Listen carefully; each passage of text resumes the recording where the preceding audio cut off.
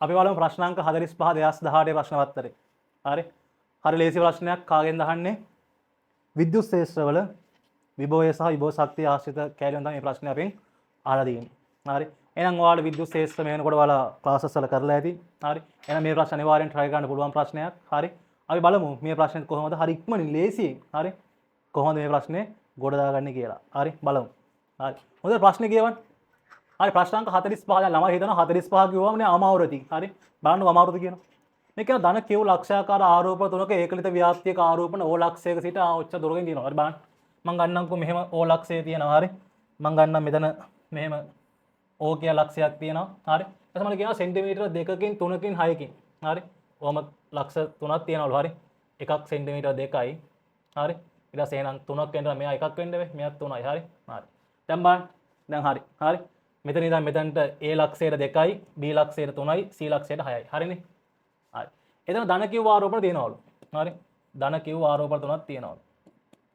ඔව්. හරි. ඊට පස්සේ මට කියනවා ලක්ෂාකාරව තියෙනවලු. ඍණ කිව් ආරෝපණයක් O ලක්ෂයේ සිට R දුරකින් තැබූ පසුව. මේව කියනවා හරි. ඍණ කිව් කියලා ආරෝපණයක් O ලක්ෂයේ ඉඳලා R දුරකින් තිබ්බට පස්සේ අනන්තයේ සිට කිසිම කාර්යයක් නොකර හරි අනන්තයේ ඉඳලා කිසිම කාර්යයක් කරන්න නැතුව පුළුවන්ලු කවුද? හරි O ලක්ෂයට අරන් එන්න පුළුවන්ලු. එහෙනම් මොකද්ද මේ නොකියා කියන්නේ? හරි. එහෙනම් මොකද්ද මේ නොකියා කියන්නේ? අපි දන්නවා කාර්ය කියන්නේ W සමානයි Q ඩෙල්ටා V. හරි. අපි දන්නවා W සමානයි හරි කවුද W සමානයි QV නේ. ඔව්. W සමානයි QV. හරි අපිට හෙව්වේ විභව ශක්තිය කියන එක කෙනා අදාළ විභවය ගුණ කරලා අදාළ ආරෝපණයට පුළුවන් විභව ශක්තිය හොයන්න. හරි. එයාම තමයි කාර්ය කියන්නේ. එහෙනම් කාර්ය බිඳුවයි නම් එහෙනම් නොකියා කවුද කියන්නේ? මෙන්න මේ සම්පූර්ණ විභවය කීයයි කියනවද? බිඳුවයි. හරි. මෙයා බිඳුවක් එන්න නම් අනිවාර්යයෙන් මෙයාත් කීයක් වෙන්න ඕනද? බිඳුවක් එන්න ඕනේ. හරි. එහෙනම් අපි බලමු O ලක්ෂයේ විභවය සමාන කරමු කීයද? බිඳුවට. හරි. O ලක්ෂයේ විභවය සමාන කරමු කාටද? බිඳුවට. අපි දන්නා මොකද්ද විභවයේ සූත්‍රය? බලන්න මතක නැත්නම් V සමානයි 1/4 එප්සයිලන් නෝට් Q බෙදීම R. හරි. දැන් ඔයාලට තේරෙනවා මේ හැම ආරෝපණයකම මෙන්න මෙයා පොදුයිනේ. එහෙනම් මම යාව ගන්නම්කෝ එළියට. 1/4 එප්සයිලන් නෝට් Q අපි දාමු එක එක ලක්ෂයට. හරි. Q බෙදීම 2යි, Q බෙදීම 3යි, Q බෙදීම 6යි. හරි. හරි. ඊට පස්සේ ඍණාරෝපණය 1/4 එප්සයිලන් නෝට්. හරි.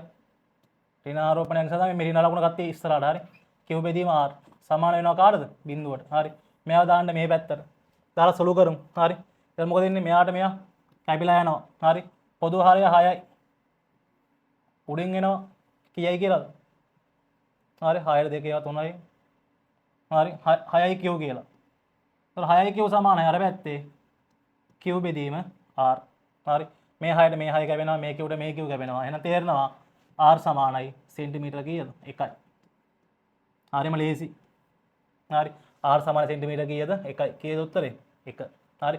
දැන් මේ ගාන දැන් කියලා දෙන්න මෙච්චරලා ගියාට මේ ගාන හිතන්න එච්චරලා යනවද? නැහැ. මොකද කියන්නේ? කෙලින්ම අනන්තයේ ඉඳලා කාර්යයක් නොකර මෙතනට ගේනවා කිව්ව ගමන්ම කවුරු බිඳුවක් කරන්න ඕනද? විභවය බිඳුවක් කරන්න. හරි. ඊට විභවයට සූත්‍ර ලියන්න එක එක ආරෝපණ විභවයේ සූත්‍රය ලියන්න බිඳුවට සමාන කරන්න. හරි. එතකොට ඕන්න මෙන්න මේ පද ලියන්න ඕනෙත් නැහැ. හරි. 1/4 වෙබ්සයිට් කියනවා කැපෙනවා වැඩක් නැහැ. හරි. එහෙනම් අපිට පුළුවන් මෙන්න මේ විදිහට ලියලා හරි අපිට පුළුවන් උත්තරය ගන්න කීයද? සෙන්ටිමීටර 1යි. හරි. විනාඩියට අඩු කාලයකින් මේ ප්‍රශ්නේ හදාගන්න අපිට පුළුවන් වෙන්න ඕනේ.